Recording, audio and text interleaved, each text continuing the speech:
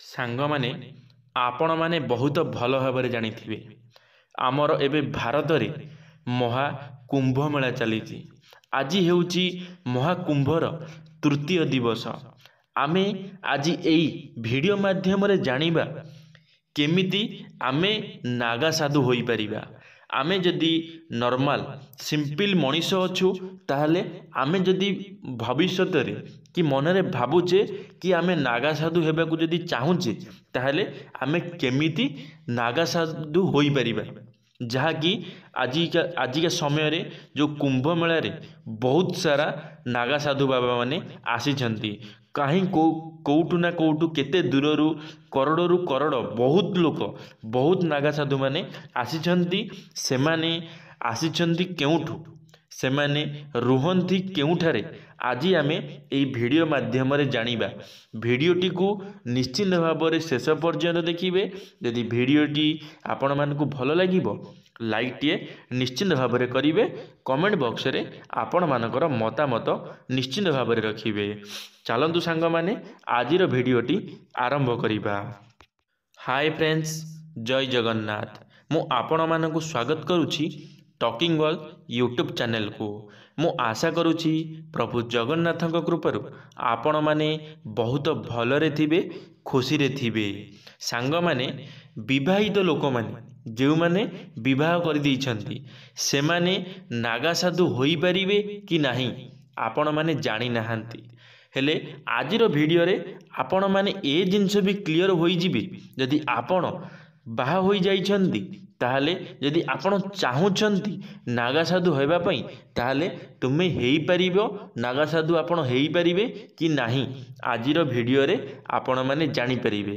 ସେଥିପାଇଁ ଆପଣମାନଙ୍କୁ ରିକ୍ୱେଷ୍ଟ କରାଯାଉଛି ଆପଣମାନେ ଭିଡ଼ିଓଟିକୁ ଶେଷ ପର୍ଯ୍ୟନ୍ତ ନିଶ୍ଚିନ୍ତ ଭାବରେ ଦେଖିବେ। ଚାଲନ୍ତୁ ଆଜିର ଭିଡ଼ିଓଟି ଆରମ୍ଭ କରିବା। ବିବାହିତ ହୋଇପାରିବେ କି ନାଗା ସାଧୁ? ସାଧୁ ହେବା ପାଇଁ ଦେବାକୁ ପଡ଼େ ଅଗ୍ନି ପରୀକ୍ଷା। ସତରେ କ'ଣ ଅଗ୍ନି ପରୀକ୍ଷା ଦେବାକୁ ପଡ଼େ?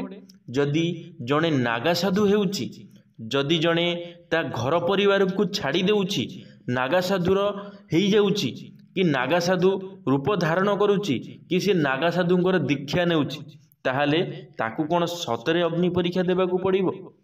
ଚାଲନ୍ତୁ ଆଜିର ଭିଡ଼ିଓ ମାଧ୍ୟମରେ ଆମେ କ୍ଲିଅର ହୋଇଯିବା। ଆଜି ପ୍ରୟାଗରାଜରେ ମହାକୁମ୍ଭର ତୃତୀୟ ଦିବସ। ସଙ୍ଗମ କୂଳ ନିକଟରେ ଏବେ କୋଟି କୋଟି ଲୋକଙ୍କ ଗଙ୍ଗା ସ୍ନାନ କରିବା ପାଇଁ ଦେଶର ପ୍ରତ୍ୟେକ କୋଣରୁ ନାଗା ସାଧୁମାନେ ଏଠାକୁ ଆସିଛନ୍ତି।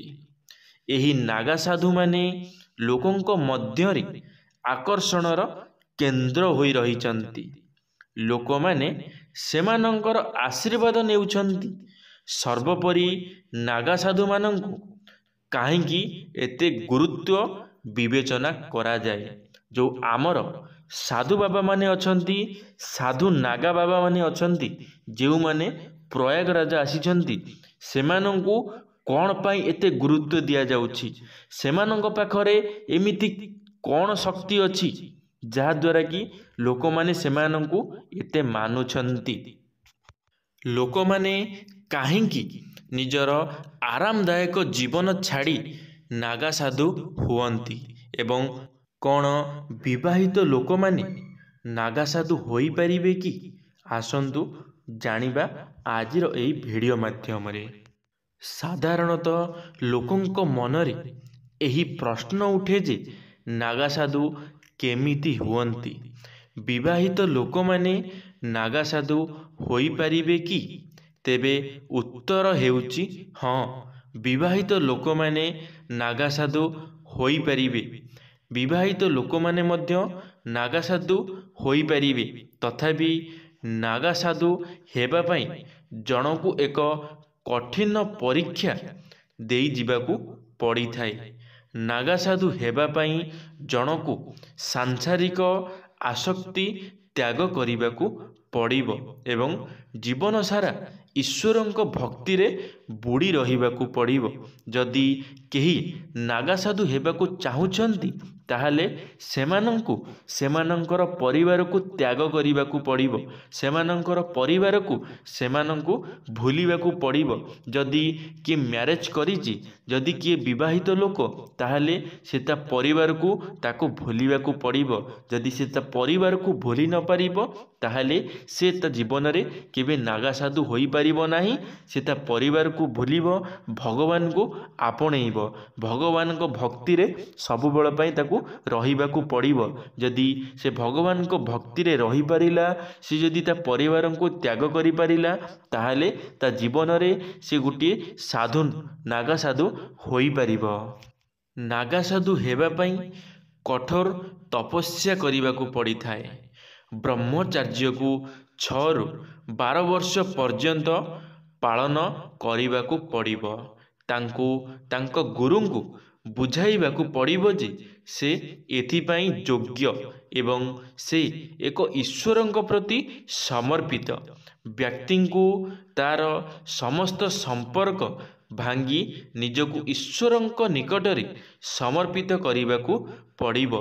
ନାଗା ସାଧୁ ହେବା ପାଇଁ ଆଖଡ଼ାରେ ପ୍ରବେଶ କରିବା ପରେ ବ୍ରହ୍ମଚାର୍ଯ୍ୟ ପରୀକ୍ଷା ନିଆଯାଇଥାଏ।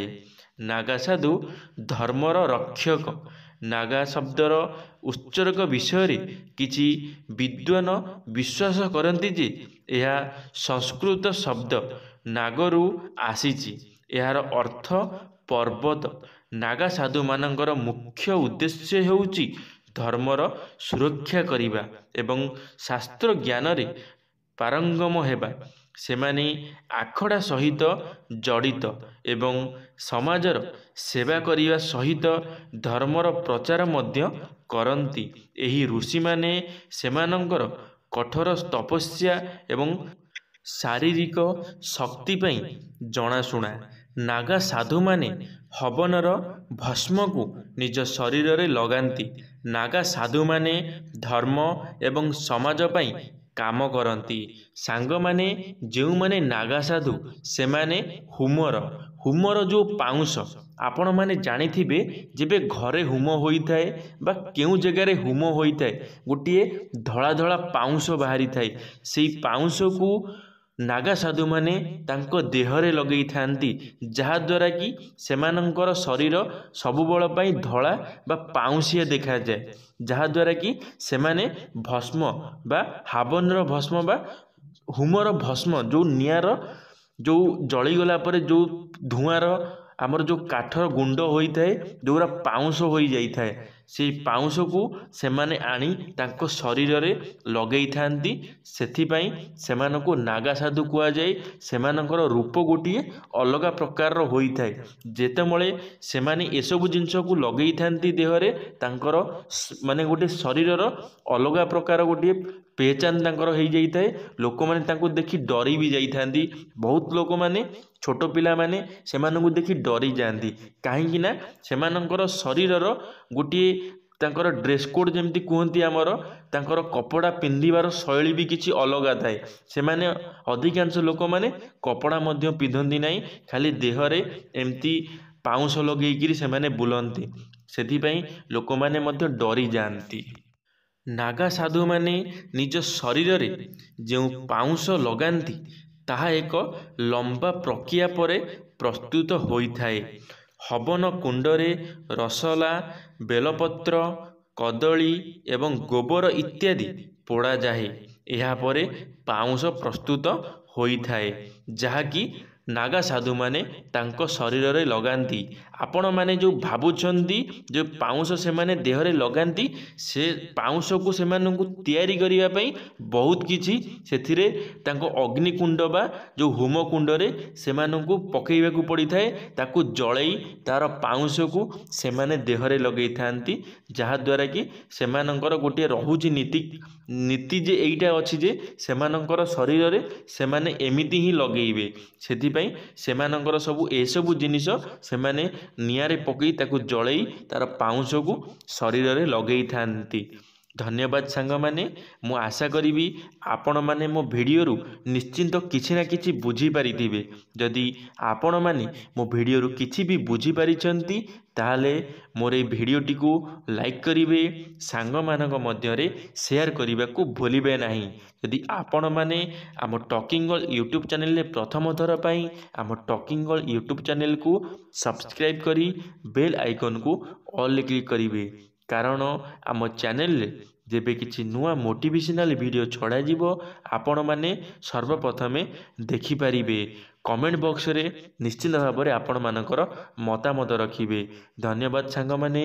जय जगन्नाथ, जय मां शारला, जय श्री कृष्ण।